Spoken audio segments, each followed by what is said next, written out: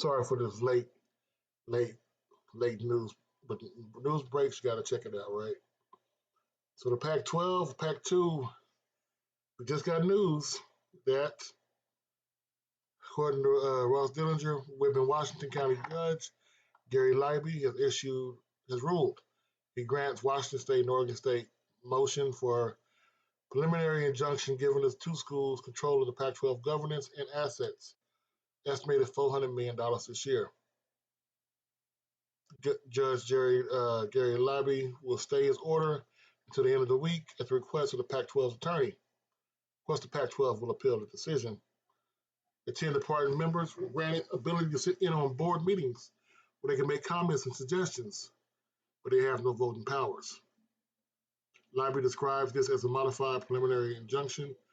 She says that the 10 departing schools should be treated in a fair manner. He does not believe Washington State or Oregon State will cast any decision to directly harm the 10 members. If they do, the court will hear about it. The Judge Libey explains the decision to give governance power of the league to Washington State and Oregon State. I grew up where conduct spoke louder than words. Conduct is what counts, and words don't so much. What do you and how do you do it is what counts in life. Athletes will still be competing.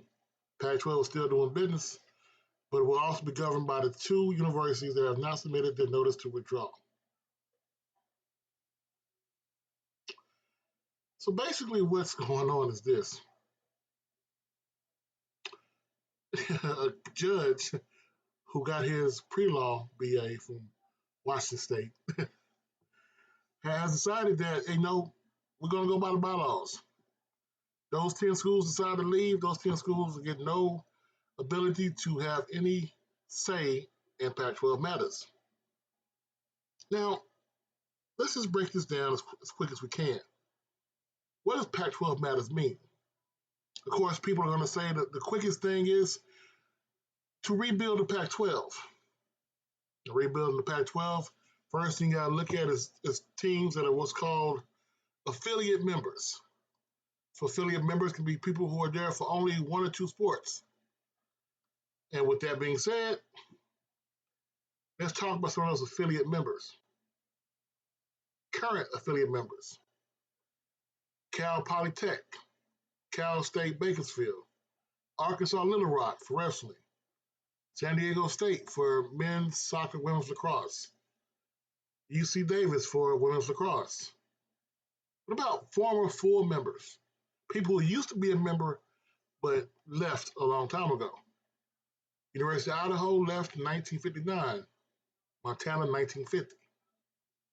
About former affiliate members. People who used to be part of the conference for a sport or so and left. Okay. Boise State and UC Davis were both in wrestling. Davis left in 2010. Boise State left in 2017. UC Santa Barbara and Cal State Polytech had different sports, men's swimming and diving. Both 2015 exit. Fresno State, 1991, wrestling. Cal State Fullerton, 2011, wrestling. Eastern Washington, 1990, baseball. Gonzaga, baseball, 95. Portland State,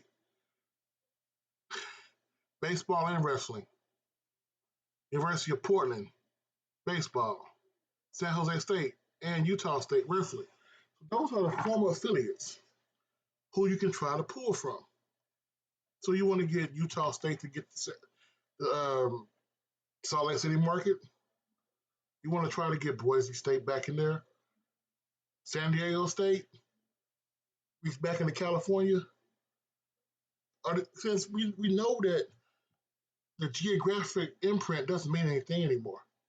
Looking at teams like, Washington and Oregon and UCLA and USC going to the Big Ten. Big Ten's forever from California to New York. Atlantic Coast Conference goes anywhere from Syracuse to Miami all the way back to Louisville. So the area doesn't mean anything. With that being said, what schools are there out there to get? Do you want to attack the ACC? Oh, sorry, the AAC? But UTSA. Bring with them a travel partner of UTEP to get you back into that Texas market. Or get you into Texas market. What about Tulsa? Memphis? Yeah, no, Memphis doesn't sound like a Pac-12 team, but does SMU sound like an ACC team? This is the discussions we have to have. And if the Pac-2 are going to keep their BCS tie-ins to the Rose Bowl, San Diego State would be a great pick. What about Pittsburgh? See, this is what the problem is right now. We have these schools who are making money decisions and leaving the kids out of the whole picture. Now, if you really want to get down to it, let's try to rebuild the Pac-12 with the best available teams for football-only purposes, which will kick out Gonzaga. So you're going to have Washington State, you're going to have Oregon State. Those are the two. And you're going to look at other teams that were available. Make two 16 leagues or divisions. So you already have Washington and Oregon State. You got to bring in San Diego State. You got to bring in Fresno State. Hell, San Jose State and Boise State. Call it the state region for all you want to. And then you got to bring in other schools. And you got to have travel partners. So looking at Utah State, Colorado State, to get in Colorado and Utah again. And then you're looking at Texas, UTEP, basketball prowess, Sun Bowl tie-in. Yeah, UTSA, much bigger market. But for bringing in UTSA, you got to bring in a travel partner. So, Texas State or North Texas? Take your pick. But that's only going to leave you with 2, 4. You need 2 more. If they keep their autonomy and they're able to maintain a BCS tie-in with the Rose Bowl and New Year's Day bowl games, there is probably going to be a school in one of these Power 5 conferences that are going to say, what the heck? Why the hell not? I can think of no other school better than Nebraska. Nebraska was only dominant when they had a tie-in to California. All those players from California on that Prop 48, that's how they were getting their champions over there in Omaha or Lincoln, whatever. So now, if you got Nebraska in, yeah, they're going to leave a lot of money in the Big Ten, but they're going to gain a lot of money because they can pretty much dominate half of the conference. And with the Rose Bowl tie-in, yeah, they'll be pretty good again. It's only 5. So then you got to make a decision. Do you finally give North Dakota State that unwaivable option? Or do you bring back in Montana? Those are the questions you got to ask yourself. That conference sounds like crap. But that's really the only option they're going to have. If not that, a complete merger with the Mountain West Conference. And with a $400 million influx of money, the Mountain West can start rebuilding and building up to be another Power 5 conference in a couple of years. But hey, what the hell do I know?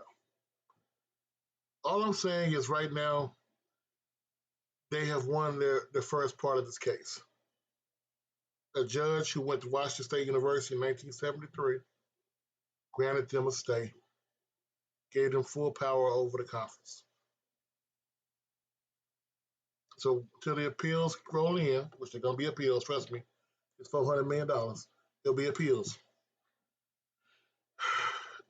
These two are now in control of the Pac-2, which means 100% they can either rebuild, reload, or merge. My name is Coach Simmons.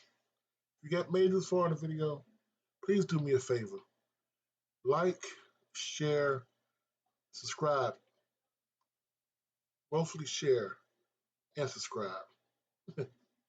I'm out.